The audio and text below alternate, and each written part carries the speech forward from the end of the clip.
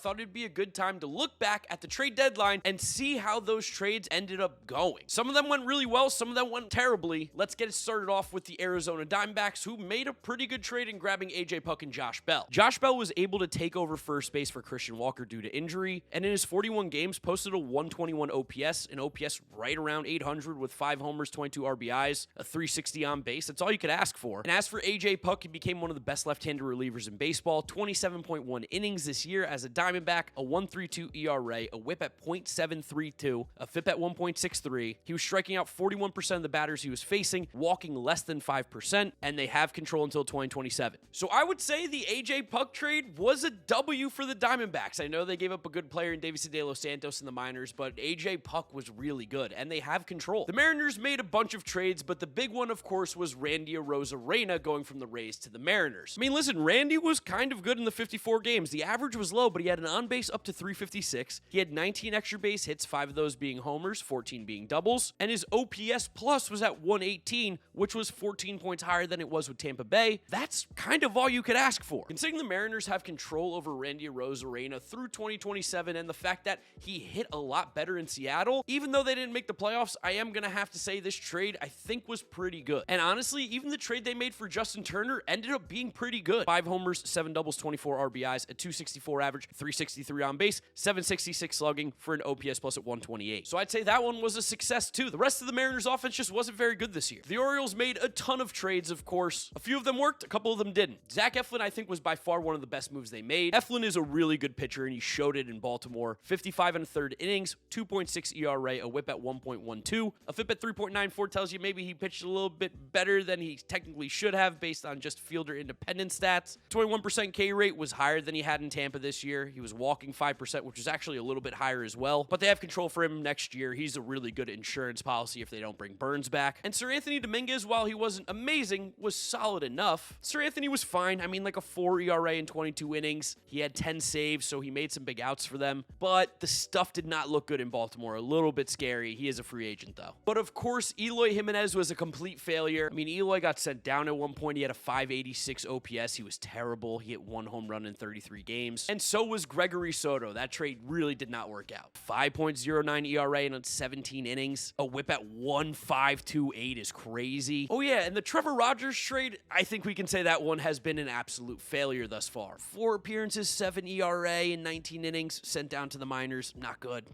you guys know his middle name is Jadaniel? J''Daniel. Trevor Jadaniel Rogers. It's the craziest middle name I've ever seen. Rogers did not look good. The New York Yankees made a huge splash grabbing Jazz Chisholm from the Miami Marlins, and I think we kind of have an idea of how this one went. Jazz absolutely popped off for the Yankees. 11 homers, 7 doubles, 23 RBIs, and 18 stolen bases in 46 games. A 273 batting average, 325 on base, 500 slugging for 825 OPS. OPS plus at 130 as a Yankee. I know he hasn't had a stellar postseason thus far, but Jazz is a really good player, and the Yankees are not where they are without Jazz. And it's nice because he's always had the potential. I mean, they're in the World Series. Jazz to the Yankees, the numbers he put up there in that lineup, he's so confident he's playing winning baseball. This is a massive success. Amazing trade by Brian Cashman and the Yankees. I can't believe people ever doubted this trade. That's insane to me. It seemed so obvious. Phillies made a couple smaller moves, but the one I think that had the most impact for them was getting Carlos Estevez. Estevez made 20 appearances for the Phillies, got 6 saves, a 2.57 ERA in 21 innings with a whip at 1.19. The strikeout rate did go down quite a bit, and he did walk more, but he was able to get big outs still for them. Of course, just not my boy Francisco Lindor.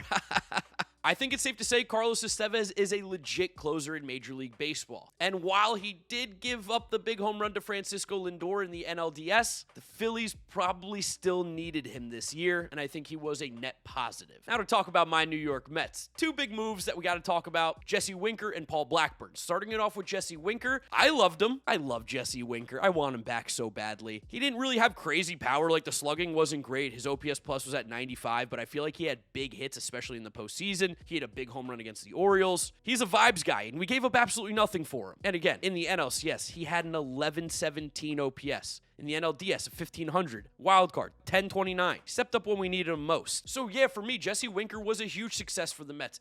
Finally, they got a trade deadline bat, and it worked out. As for Paul Blackburn, it's kind of hard to tell. Blackburn was only able to make 5 starts as a New York Met. They were not particularly great. 24 1/3 innings pitched, a 5.18 ERA with a whip at 1.562. Those are some of the worst numbers of his career, but it's a small sample, and again, we have control for another season. Crazy injury, too, with his spine draining fluid. He's still here next year, so I still have hope, and I don't think we gave up too much, so I'm going to say to be determined on Paul Blackburn just now. The Padres had one of the most busy trade deadlines this season. They got Jason Adam, Martin Perez, Tanner Scott, Brian Hoeing. They made some big moves. Jason Adam, 27 games with the Padres, a 1.01 ERA, 26 innings pitched, a whip at .788. K rate was up to 30%. The walk rate was down. I mean, he was shut down as could be. I thought for sure Martin Perez was going to sabotage the Padres season, but in 52 innings, he had a 3.46 ERA. They're not in the postseason without him. I don't really care about the other stuff. That's good enough to win baseball games. And then for the first of the Marlins boy, Tanner Scott, while it wasn't as locked down as it was in Miami, a 2.73 ERA in 28 appearances, a FIP at 2.33, struck out nearly 30% of the batters he's faced, got his walk rate down to 8%. That's really good stuff. And sneaky Brian Hoeing, who they have control until 2029, a 1.52 ERA in 18 appearances, 23 2/3 innings with a whip at .8. One of the under-the-radar best pickups at the deadline, especially because he's free for the next few years. Even though the Padres did not ultimately get to their goal of winning the World Series, I do think these trades were all extremely successful. The Padres were one of the best teams in baseball this year. After trading Juan Soto in the offseason, the year was pretty successful, considering it wasn't supposed to be, I think, as good as it was. And this bullpen is nasty, and they're not going anywhere. I think the trades were a win. The Cubs and the Rays made a trade. The Cubs got Isaac Paredes, and the Rays got Christopher Morel. Paredes struggled mightily in Chicago, 3 homers, 6 doubles, 25 RBIs in 52 games, a 223 average, 325 on base, 307 slugging, yikes, with a 633 OPS for an OPS plus of 82. Paredes just isn't a good fit. His swing profile doesn't make sense in Chicago, and while they have a ton of control and I could look super wrong in the future, I'm happy to be wrong. Right now, the version of Isaac Paredes they got, it's just not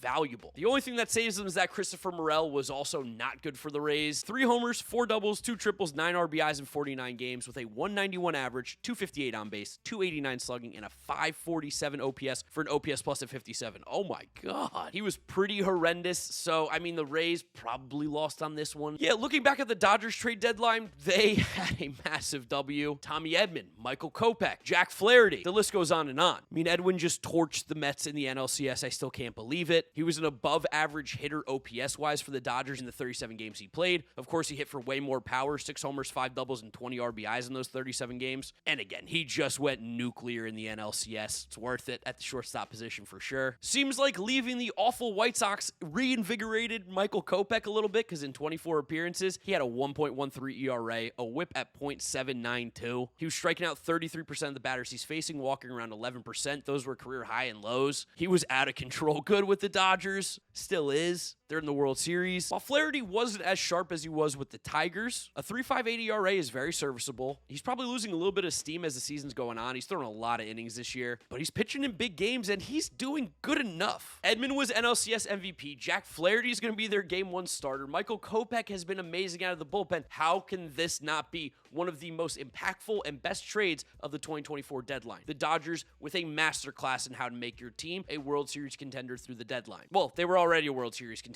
Make them even better. Lane Thomas, sneaky traded to the Guardians this trade deadline, and while it didn't have as much of an impact in the regular season, in the postseason, Lane Thomas did show up for the Guardians. Lane Thomas, of course, had the huge grand slam against the Tigers in the ALDS. His regular season time with the Guardians was a little bit all over the place. 53 games, he hit 17 extra base hits, 7 homers, 10 doubles with 23 RBIs, but a 209 average with a 267 on base and 390 slugging only gave him an OPS at 657 for an OPS plus at 85. He's playing a lot of center field. That's not really his position either. They still have control for him for a year. They did give up a really exciting pitching prospect in Alex Clemmie. I'm going to say this one's to be determined right now. He had a big playoff moment, so it's kind of worth it, but ultimately the Guardians didn't get the job done. I just don't know what Lane Thomas could have done, so I'll say to be determined. The Astros acquired Yusei Kikuchi in exchange for a bunch of major league ready prospect players in Joey Loperfido, Will Wagner, Jake Bloss. I think the Blue Jays got a lot of value back. And for the Astros, Yusei Kikuchi was amazing. A 2.7 ERA in 60 innings for Yusei Kikuchi. He he was disgusting. A whip under 1 at .933. The velo was way up. He struck out a significant career high 31.8% of the batters he faced while in Houston, while walking a career low 5.9%. What did the Astros do to him? He was incredible. Again, they didn't do anything in the postseason, but it was not Yusei Kikuchi's fault. This was a successful trade for them. I think this is one of the better ones. Kikuchi's going to get paid this offseason. He looked disgusting in Houston. For the Atlanta Braves, their big acquisitions were Jorge Soler and Luke Jackson. Shocker, Soler went off. 49 games, 9 homers, 11 doubles, 24 RBIs. It's crazy production. An 849 OPS for an OPS plus at 134. In that small sample, that is the second highest OPS plus of his career, which is crazy. At 32 years of age, when he was just kind of okay with the Giants earlier in the year. Luke Jackson was a total whatever middle reliever. 18 innings, 4.5 ERA, whip at 1.556. Like, those aren't great. Struck out 31% of the batters he faced. Walked a ton. I don't know. Who cares? He was a throw-in. Shocker. Jorge Soler was amazing once he got back to Atlanta, and Luke Jackson was a good reliever for them. I feel so sorry for the Braves fans. They were knocked out so early. This was actually a really good trade, though. It's crazy how they just bring guys back and they're automatically back to where they once were, even if it was 3-4 years ago.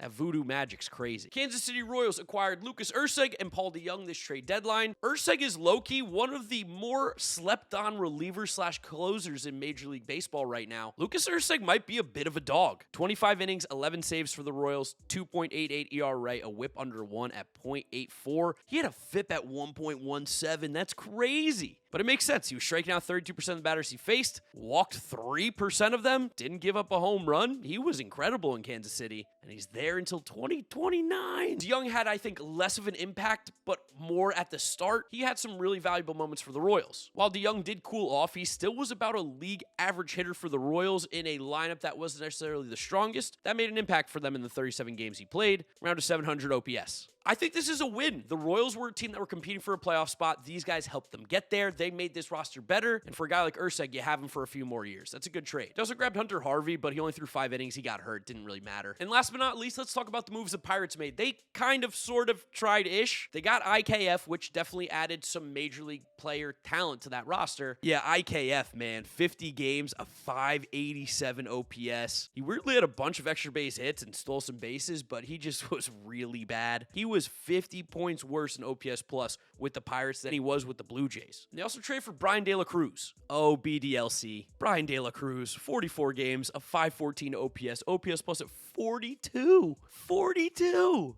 9 extra base hits. Oh, he was so bad. He had a 220 on base. He walked 4 times in 168 plate appearances. That's a 2.4% walk rate. Brian, come on. It was not a successful time for either of these guys. IKF kind of went back to the Yankees version of Isaiah Kiner-Falefa, which is not great. And Brian De La Cruz was shockingly bad. Someone who, it doesn't make any sense to me how he played so poorly, but he did. The Pirates had a horrible trade deadline. It stunk. One of the biggest losers of the entire deadline this year. I'd love to know what you guys thought were the best and worst trades of the 2024 MLB trade deadline down in the comment section below. Drop a like on the video if you enjoyed it, as well as subscribe to the channel so you don't miss out on any of the content. Follow me on all my social media, GiraffeNeckMarc. Links are in the description. That's where I'll wrap up today's video. You guys know the drill from here on out. YouTube recommends you watch this one. This is my most recent upload. Click through those if you have not yet seen them. Thank you guys for watching, and I'll catch you all on the next video. Bye.